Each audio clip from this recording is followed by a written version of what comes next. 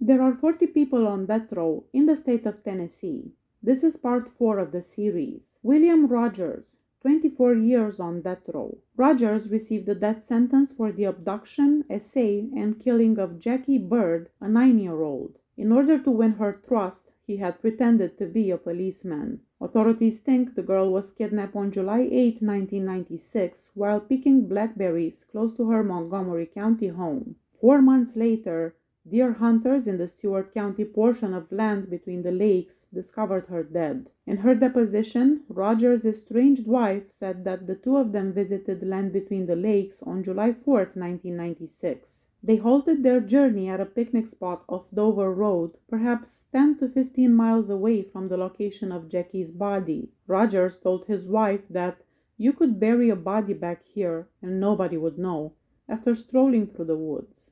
Michael Sample, 41 years on death row. Following the shooting murders of 2 Shelby County store workers during a 1981 robbery, Michael Eugene Sample and Larry McKay were found guilty on 2 counts of felony murder each, and they both received the death penalty. During the robbery, they murdered 2 employees of the store and shot multiple times a customer. That customer survived and was able to help the authorities identify the perpetrators. Vincent Sims, 26 years on death row. Sims was found guilty of first-degree premeditated murder and exceptionally aggravated burglary in connection with the shooting death of Forrest Smith. Smith had an entry and exit wound to his head from a bullet. One portion of the bullet left Smith's body in front of his right ear, and the other remained in his skull above his right ear. Smith also sustained many strikes to his buttocks, back, sides, arms, neck, and shoulders. Smith had been struck by a long, narrow, rod-shaped item that was at least a quarter of an inch wide, based on the bruising. According to Dr. Gunther, Smith had likely been struck more than 10 times. The bruises on Smith's body, according to her, indicated how powerful the strikes were. Smith took at least 6 hits to the head, one of which cracked the back of his skull.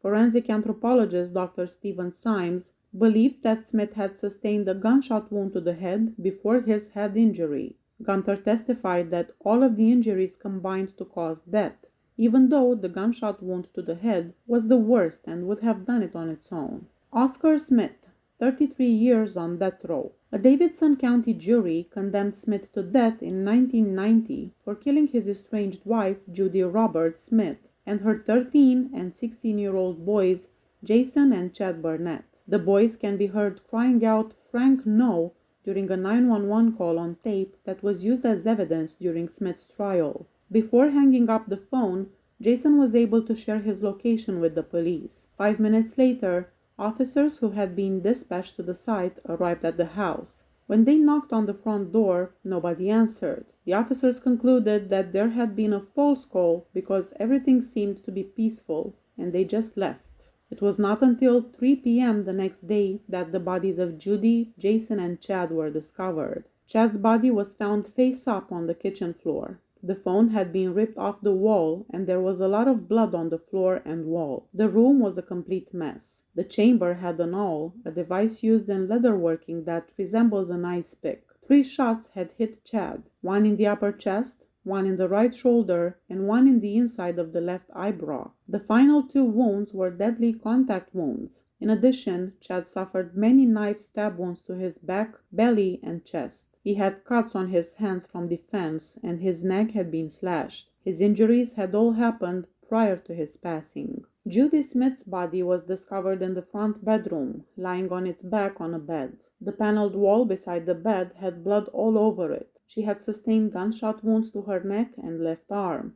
The gunshot wound destroyed her spinal cord and resulted in immediate paralysis, unconsciousness, and death. Her neck had been sliced shortly after her death, and similar to Chad, she had been stabbed with a knife and something that looked like an ice pick or awl. According to the medical examiner, Judy and Chad both passed away from many gunshot and stabbing wounds. The youngest son of Judy, Jason, who called 911, was found dead, laying on his left side on the floor near the foot of the bed where his mother was laying. He was not shot. but his hands were covered with several defensive wounds. He had been stabbed in the chest and abdomen, and his neck had been cut. 2 of the cuts to the abdomen had been lethal because they had cut important veins. Through these wounds, his small bowel protruded from his body. Jason had sustained all of his injuries before passing away. According to the medical examiner's testimony, he suffered many stab wounds, and this caused him to bleed to death over a period of several minutes. Jonathan Stevenson,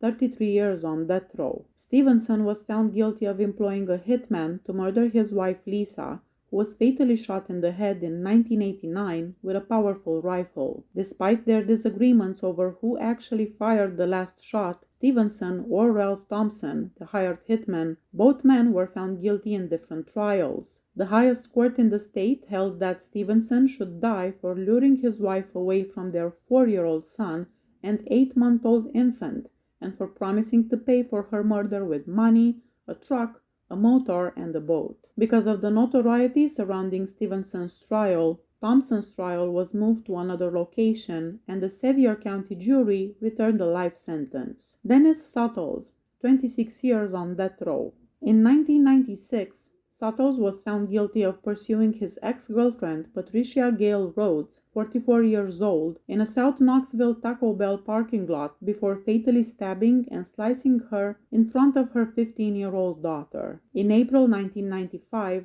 Rhodes and Suttles got together and started dating. As the relationship developed, the man proposed to Rhodes for marriage in October 1995. The engagement was postponed because her divorce was not yet final. Christina, the woman's 15-year-old daughter, and Suttles moved into a newly acquired home together in December 1995. Suttles gave Rhodes an engagement ring for Christmas. Following an argument with Suttles in February 1996, the woman moved out of their home. The victim's co-workers had observed deep, fingerprint-like bruises on the victim's neck around the time of this argument. Suttles acknowledged in his testimony that he attempted to break the victim's necklace and remove the engagement ring from her finger during the fight. Suttles was devastated by the relationship's end. He made repeated attempts to persuade the victim to come back to him. He would leave cards on her car's windshield, contact her multiple times while she was at work, occasionally wait for her, and make an effort to talk to her anytime he saw her in public. Christina, who witnessed the attack on her mother, testified.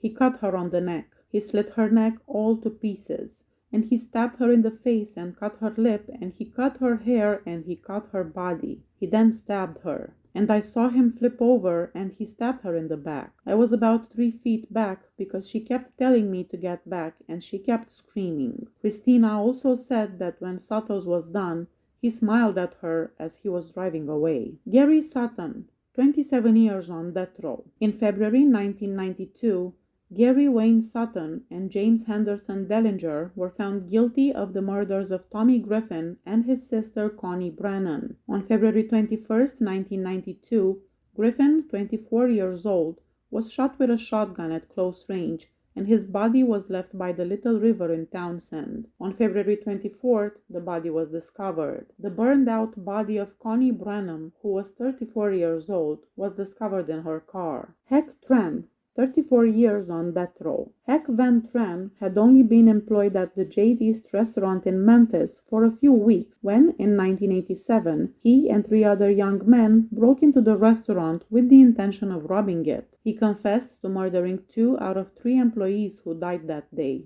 The victims were Arthur Lee, 24 years old, his grandmother, Kay Ying Chue, 70 years old, and Lee's sister-in-law, Man Yin Huang, 23 years old. Howard Willis, 13 years on death row. A Jonesboro jury found Howard Hawk Willis guilty of killing 17-year-old Adam and 16-year-old Samantha Christmer, 2 teenagers from Chickamauga who were newlyweds. During the sentencing hearing, prosecutors showed jurors body shots that made one juror feel sick.